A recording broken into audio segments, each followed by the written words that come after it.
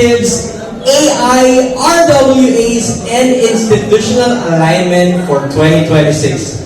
Joining us are some of the leading voices in the field. We have Gilbert Lazaro, also known as Tito G of Pino Vlogs. Hello, Tito G. Welcome on stage. We have Luis Buenaventura, head of Gcash and head of G-Crypto. There you go. Hello, Sir Luis. Welcome on stage. Alright. Also, we have Jerome Lazaro, also known as Kuya Jerome. Oh, Kuya Jerome is here at my back. Hello, sir. Welcome in on stage. And we have none other than Aldrin Rabino, the mind behind Crypto Fortune. And now let's hand it over to Tito G. Tito G. And he will be leading us through this panel. Ayan. Magandang gabi po. Ayan, mga titos and titas, mga familiar faces, no? Para hindi bear market, Punong-puno pa rin tayo. Salamat po sa oras nyo ngayong gabi. And we're excited to share with you yung insights namin, ito, 2026, no? I call this year the Bodega Year. So, marami akong nakikita mga familiar faces at marami rin mga bago. So, it's really important to understand. Ang ganda ng presentation na Sir Fermin kanina, no? It's really important to understand and educate yourself kasi you don't want to miss this bear market. This market, this is the best time to accumulate. Ito yun eh. So, kukwento namin sa inyo ano yung, si Kuya may percent and ano yung similarity, no? And differences ng last cycle. Maganda yun. I'm gonna share with you paano natin na-navigate, how are we going to DCA later on, ano? Si Luis is gonna share something about Tesla. You don't know, the volatility, no? About the volatility of the asset na syempre kailangan kaya na siguro yung volatility, no? And then syempre si Crypto Fortune, we're gonna share some insight also about what's happening in crypto. You know, what's happening in crypto, especially institutional adoption. Alright, Kuya, nasa iyo daw, ikaw daw una. Pindutin mo na 2846. Bakit ngayon ka lang?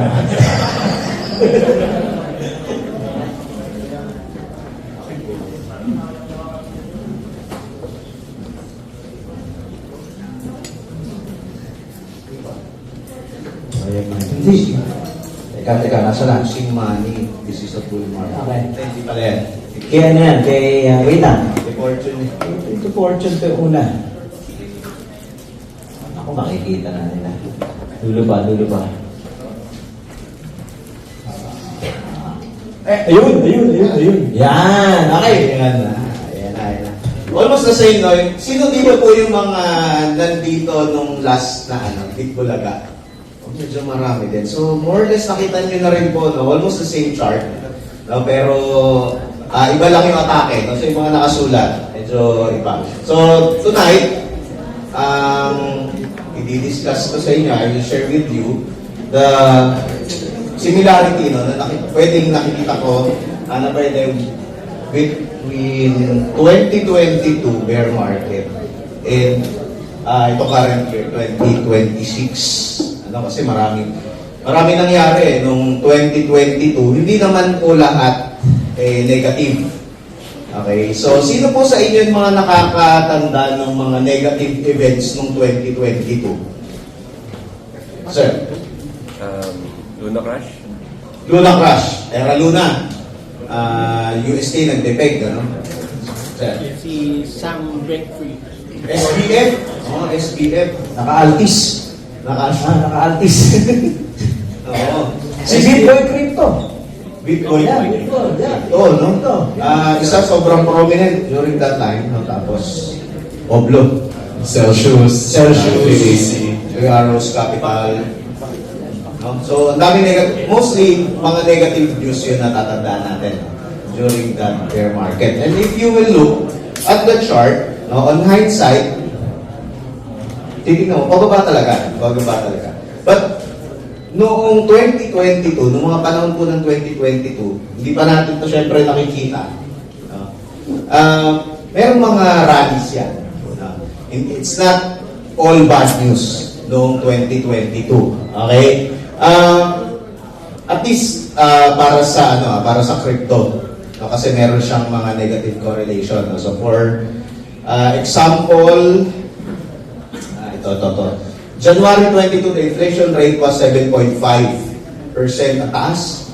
No, ngayon nasa mga, may nakakaalam ilang inflation rate ngayon? More or less? Mga 2 something, no? 2.7. Ngayon, so medyo malayo. No? Because of the pandemic, nung nag-open na yung market, nagkaroon ng medyo sakal yung yung supply.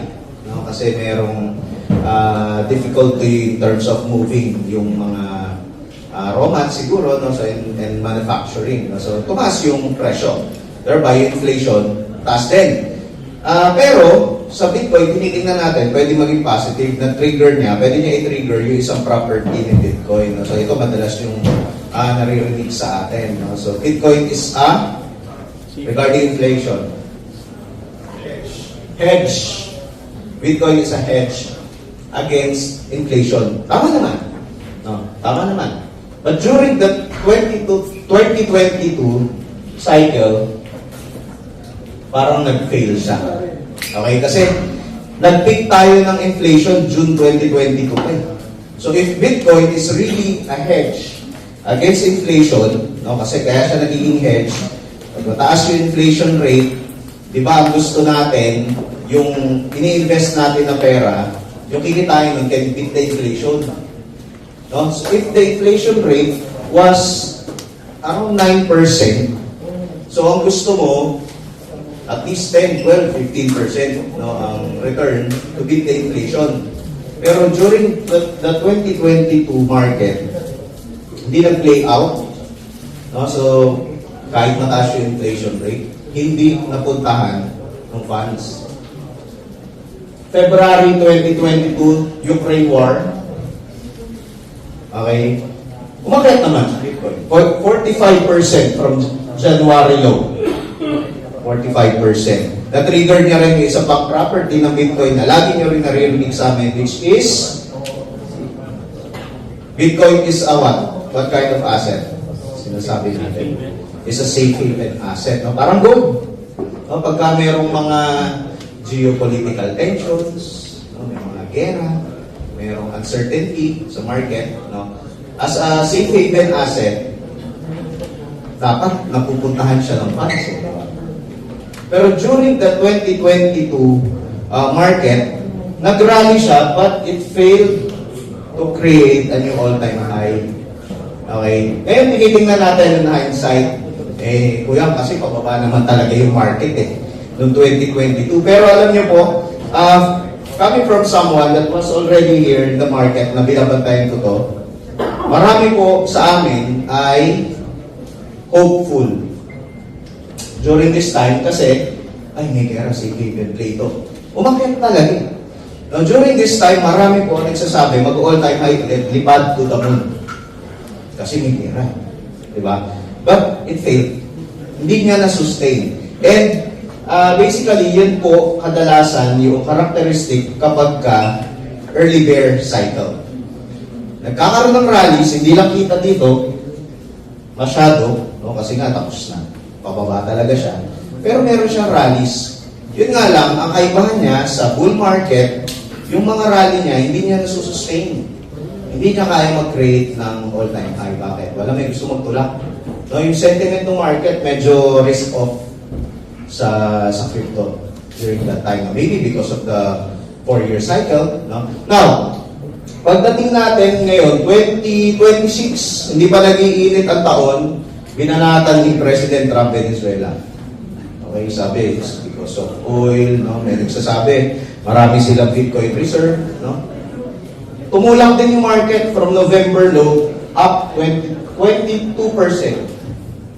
So, na-trigger niya ulit yung narrative nung safe haven play. Pero, hindi niya rin na-sustain. Hindi niya naman hindi niya na-break ulit yung all-time high. Now, Greenland, tapos tariffs, no, ni President Trump, kung February, no? February, 10% against EU, kung hindi magkasundo, 25% sa June, tapos wag na daw pala muna. Wag na muna daw. Kasi meron silang pinag-uusapan ng NATO. No? So, wag daw muna. Before, no, dito sa mga taon na to, noong nanalo siya, no, kapag babanggitin niya yan, ano sa tingin niyo yung gagawin ng market? Kasi ito, nandito, dito. Oh. Tariff wars. Diba? Akyat yung market. Pag binawi niya na. Pag binawi niya na, akyat yung market. Diba? Pero ngayon, medyo wala. No? Wala masyado reaction yung market. Maybe because kilala na natin siya na pag sinabi niya yung tariff, hindi yun yung ibig niya sabihin. Ibig niya sabihin, mag-usap tayo. No? And it's just a form of negotiation for him. No? Pero, if the market is ready, pwede yung tumulak. No? Hindi nga lang, wala po eh. Wala may gusto magtulak ngayon 2026.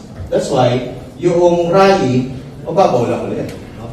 Pero maghintayin naman tayo ng negative catalyst. We don't know what would that be. No? Pero, looking at the sentiment ng market ngayon, when yung mga negative events, mapapansin natin, mas malalim yung ginagawa ng team. Okay, mas malalim. And that's also a characteristic of yung mga early bear cycles. No? Yung mga rallies niya, mababa yung angat, tapos medyo mas malalim yung mga dips niya. Thereby creating, yung sa structure, sino po medyo familiar? Sa structure, pagka bull market, higher highs, higher lows. Pagka bear market, lower high, lower lows. Okay, so mangyayari yun, pagka mababa yung bounce, mas malalim yung dip. No? And looking at it, somehow similar yung mga panahon dito. No?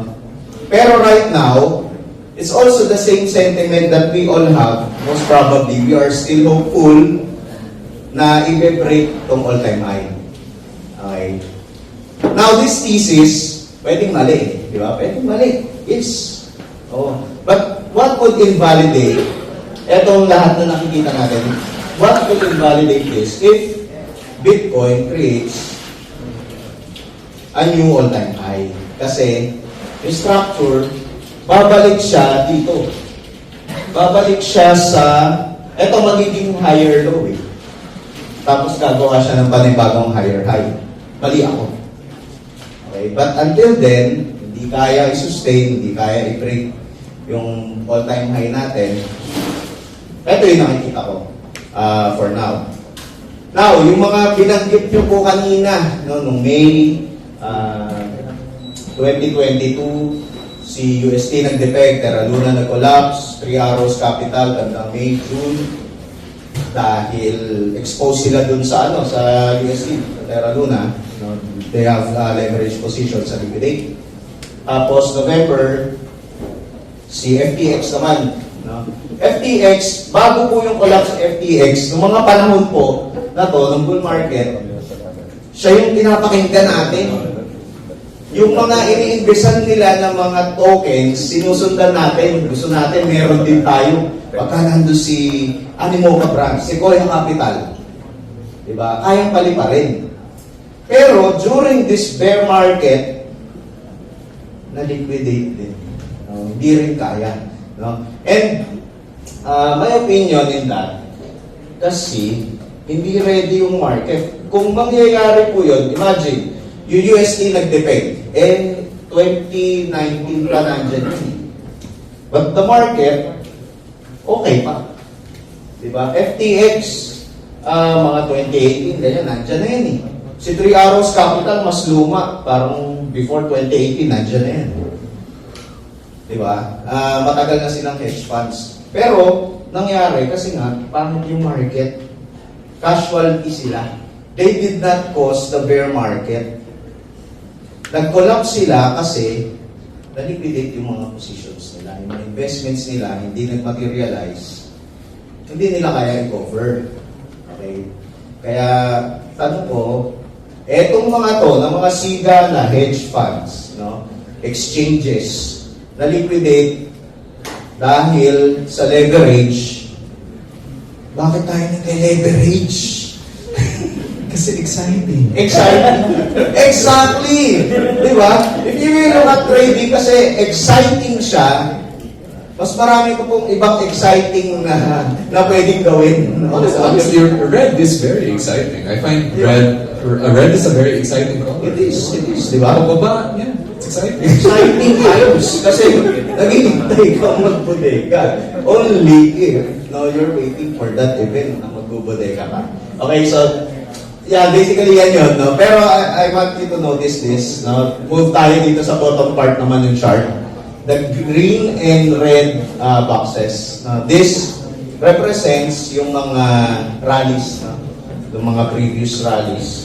2016, November, nag-start yung rally. Nag-create ng bagong all-time high. 2020, nag-rally ulit. Panibagong all-time high. 2024, most recently, nag-rally ulit, nag-create ng all-time high. Then the bottoms, flash muna, bottom 2018, December. Nag-flash, November 22, bottom, October 2026. No, kung nakikita, potentially, no, the next bottom. And anyone here, no, that can identify, ano yung common sa kanila? Dito sa mga taon na to? Anyone? 2016, bull market, 2020, 2024, 4 years ago. Election. election. Tama. US elections. Etong 2016, 2020, 2024 were presidential elections. Ito pong mga gitna, itong mga pula, 2018, 2022, and potentially 2026, mga midterm elections po. Mga midterm elections naman sila. So, di ko alam kung coincidence ba siya o kailangan nila ng bono. Pina-flash out tayo, di ba? Para pina-flash out tayo para in preparation for the next presidential elections. Pwede ba yun? Wala kasi yung budget nila sa blockchain. Eh. Pag Wala. blockchain nila yung budget, I think, hindi na makakatakas. Di ba? So, ayan lang, no? And, no, again, yung mga bear market signs, no, we're here, nandito na. No? And if you are going to be hopeful, okay naman yun. No? Just practice nyo po yung stops nyo. No? So, okay lang naman. And anyway, kung sinasabi natin na pababa to, I'm not in any way suggesting that you short the market. Because I would not suggest something that I will not do.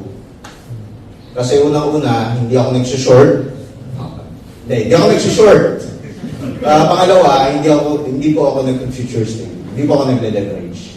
I don't use leverage sa crypto. Sa crypto. Hindi ako nagle-leverage.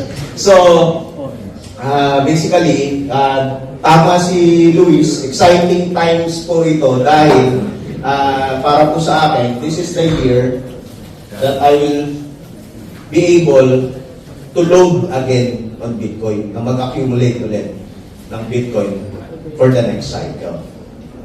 Ayun. Meron akong meron akong share na Sige.